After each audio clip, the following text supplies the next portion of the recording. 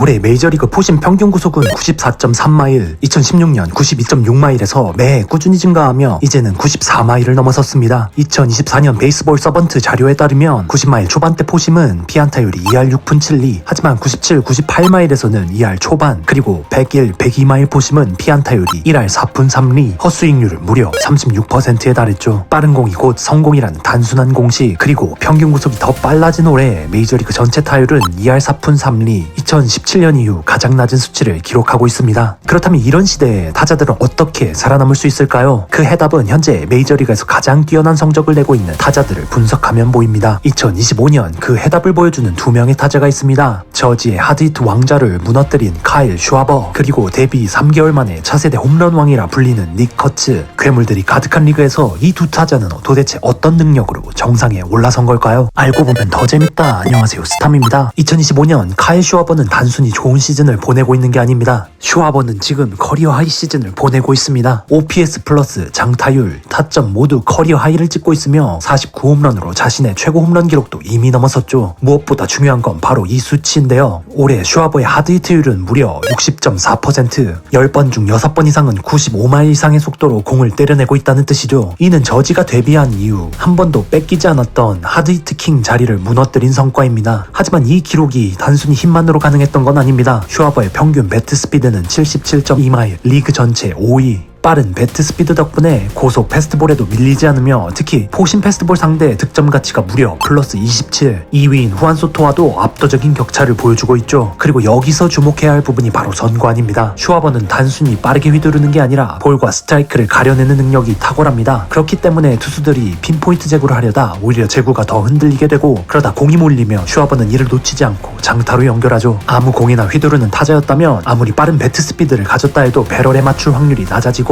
그렇게 되면 장타로 이어질 수 없었을 겁니다. 그렇다면 왜 현대 야구에서 배트 스피드가 이렇게 중요할까요? 사실 타자들은 야구가 시작된 19세기부터 빠른 배트 스피드를 원해왔습니다. 그 이유는 간단합니다. 빠른 스윙은 더 큰 힘을 만들어내기 때문이죠. 연구 결과는 명확합니다. 배트 스피드가 시속 1마일만 빨라져도 공의 비거리는 약 6피트, 즉 1.8m 정도 더 날아갑니다. 이 작은 차이가 외야수 글러브 안으로 들어가는 플라이볼을 홈런으로 바꿔버립니다. 최근 몇 년 사이 무키 베츠, 라스 누트바르 같은 타자들이 공식적으로 배트 스피드 향상 훈련을 언급하고 있는 것도 이런 이유 때문이죠. 투수들이 계속 더 빠른 공을 던지는 시대에 타자들도 속도로 맞불을 놓아야 하는 겁니다. 그리고 24시즌 6월까지의 실제 수치 자료를 보면 그 차이는 더 분명해집니다. 당시 배트 스피드가 80마일 이상인 타자들의 평균 성적은 장타율이 6할 6푼 5리, 하드히트 비율은 절반이 넘습니다. 쉽게 말해 이 정도 배트 스피드를 가진 선수라면 매번 타석에서 장타를 만들어낼 확률이 아주 크다는 뜻이죠. 그보다 낮은 70에서 79마일 구간에서는 장타율이 4할 때 중반으로 떨어집니다. 아직 준수한 수치이지만 한 단계 위와는 확실한 차이가 있죠. 그리고 69마일 이하에서는 이야기가 완전히 달라집니다. 장타율이 2할 때 중반까지 내려가며 하드히트율도 30%가 채 되지 않죠. 결국 빠른 배트 스피드가 없다면 현대 메이저리그에서 장타력을 갖추기는 매우 어렵다는 뜻입니다. 이 배트 스피드의 중요성을 보여주는 또 다른 케이스는 슈와버 말고도 올해 한 명 더 있죠.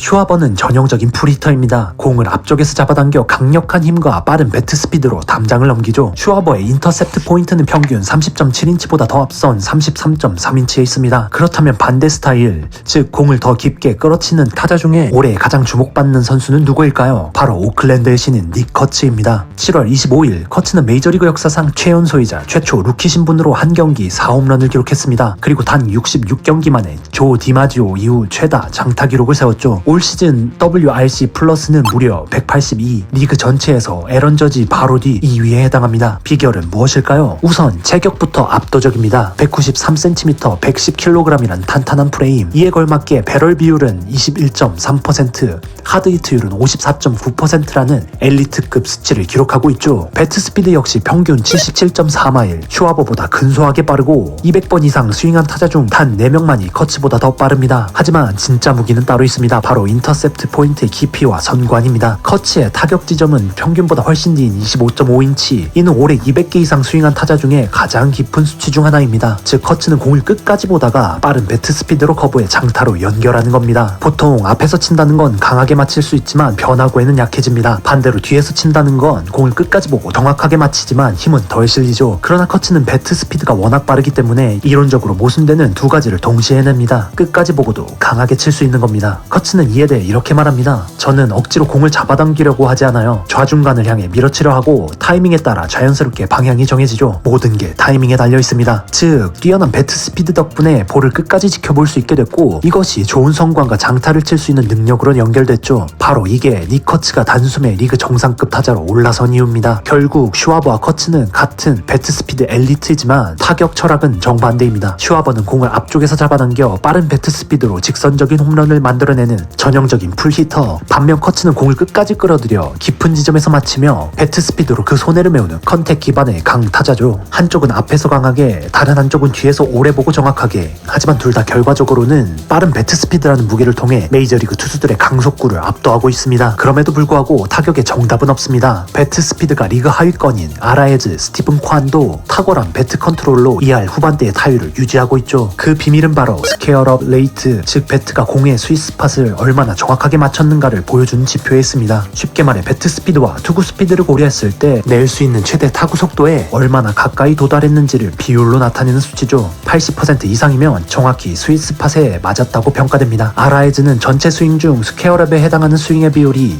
42%, 콴은 38.5%로 메이저리그 전체 1위와 4위를 기록 중입니다. 배트 스피드가 느리더라도 이렇게 정확히 맞추는 능력이 있다면 충분히 안타를 생산할 수 있다는 걸 증명하는 셈이죠. 즉 빠른 배트 스피드가 파워의 원천이라면 스퀘어업 능력은 정확성의 원천이고 이 두 가지를 어떻게 조합하느냐가 타자의 성적을 좌우합니다. 하지만 분명한 건 모든 투수들이 점점 더 빠른 공을 던지고 더 날카로운 무브먼트를 구사하는 현재 메이저리그에서 빠른 배트 스피드와 좋은 성구와는 점점 더 큰 무기가 되고 있다는 사실이죠. 카일 슈어버가 증명하고 있고 닉 커츠도 증명하고 있습니다. 속도에 속도로 맞서는 전쟁, 그리고 이 스피드 전쟁은 앞으로도 계속될 겁니다.